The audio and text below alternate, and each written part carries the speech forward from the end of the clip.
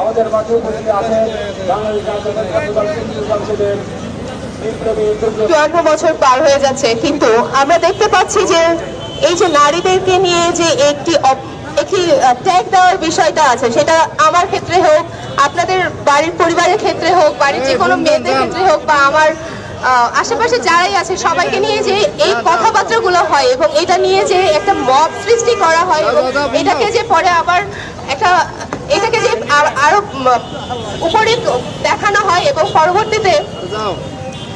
পরবর্তীতে যেহেতু এবং বিভিন্ন মব সৃষ্টি করে যখন সেটা প্রতিবাদ না করে একজন আসামিকে খালাস দেওয়া হয় এবং তার গলায় ফুলের মালা দেওয়া হয়, তখন আবার প্রশ্ন হয় একজন নারী হিসেবে যে আমরা আসলে কতটা স্বাধীন হয়ে থাকতে পারছি।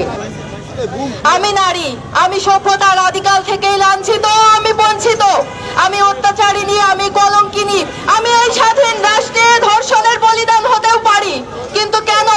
আমার প্রশ্ন, এই জুলাই অভ্যুত্থানে আমার 6 বছর বয়সী ছোট্ট শিশু বোন রিয়া গোপ যদি এই জুলাই অভ্যুত্থানে জীবন দেয়, আমার 16 বছর বয়সী নাইমা, নাফিসা, তানহা সহ 7 থেকে 57 বছর বয়সী আমার নারী বোনরা এই জুলাই অভ্যুত্থানে শহীদ হয়েছে, কিন্তু 6 থেকে 60 এবং 8 থেকে 80 কোন বয়সী নারীরা আমরা এই বাংলাদেশে নিরাপদ না।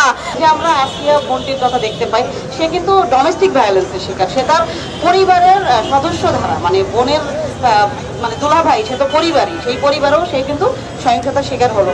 আমরা যদি দেখি যে হিউম্যান রাইটস সোসাইটির তথ্য মতে গত 5 বছরে 2020 থেকে 25 পর্যন্ত প্রায় 12,000 নারী সরাসরি সহিংসতার শিকার, তার মধ্যে 6,000 শুধুই ধর্ষণ। এবং আমরা যদি দেখি যে আমাদের বাংলাদেশে গড়ে 1 লক্ষ নারীর মধ্যে 10 জন প্রতিনিয়ত সহিংসতার শিকার হচ্ছে।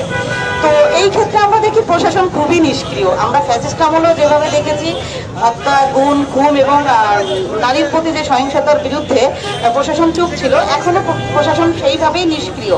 তো সমাজ ও রাষ্ট্রের এই নিষ্ক্রিয়তা, এটা খুবই উদ্বেগজনক। এই জুলাই অভ্যুত্থান পরবর্তী স্বাধীন দেশে আমাদেরকে যখন নারী নিরাপত্তার জন্য রাস্তায় দাঁড়াতে হয়, তখন আমাদের খুব কষ্ট হয়, আমাদের খারাপ লাগে যে আমাদের নারী নির্যাতনের এই বিচারের জন্য আমাদেরকে রাস্তায় দাঁড়াতে হয়েছে।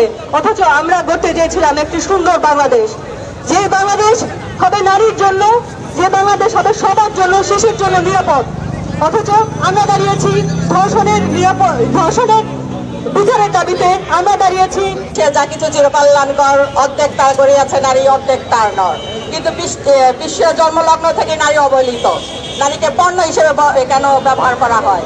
অথচ যত সংগ্রাম আন্দোলন যাই বলেন না কেন, সেখানে কিন্তু অগ্রণী ভূমিকা পালন করে নারীরাই। যদি বলে 2024-এর ফ্যাসিস্ট সরকারের যে আন্দোলন, শেখ হাসিনা যে দেশ থেকে পালিয়ে গেছে, তারও অগ্রণী ভূমিকায় ছিল নারী। নারী নেতৃত্বরা যখন রাজপথে নেমে এসেছিল, দাবিয়ানরা যখন রাজপথে নেমে এসেছিল, যখন আমার বোনরা আহত হয়েছিল, তখন এই বিপ্লবের সূচনা হয়েছিল। কি দেখার কথা কি দেখছি, কি শোনার কথা কি শুনছি, কি বলার কথা কি বলছি, আর কি ভাবার কথা কি ভাবছি। স্বাধীনতা 54 বছর পরে আজ প্রচন্ড লজ্জার বিষয় যে আমাদের দাঁড়াতে হয়েছে নারীর অধিকার নিয়ে। আমরা আজ এখানে মা বোনেরা, সহযোদ্ধারা রাস্তায় ঘরে সেফ থাকে, তারা শালীনতার শিকার হচ্ছে, তারা হেনস্থার শিকার হচ্ছে, অনলাইন অফলাইনে তারা ধর্ষণের শিকার হচ্ছে। রিয়া গোপ যেদিনকে প্রাণ দিয়েছিল, যেদিনকে নাফিসা শহীদ হয়েছিল, যেদিনকে ঢাকা বিশ্ববিদ্যালয় সহ বাংলাদেশের সকল বিশ্ববিদ্যালয়, জেলা, উপজেলা, বিভিন্ন স্তরের বিভিন্ন শ্রেণী পেশার গার্মেন্টস কর্মী পর্যন্ত নারীরা রাজপথে নেমে এসেছিল, সেদিন তারা ভেবেছিল এই বুঝি ফ্যাসিস্ট সরকারের সেই ধর্ষণের 100 ধর্ষণ করে কেক কাটা একটি সরকারের মতো পরিস্থিতির কাছ থেকে নারীদের মুক্তি হবে, কিন্তু মুক্তি হয়।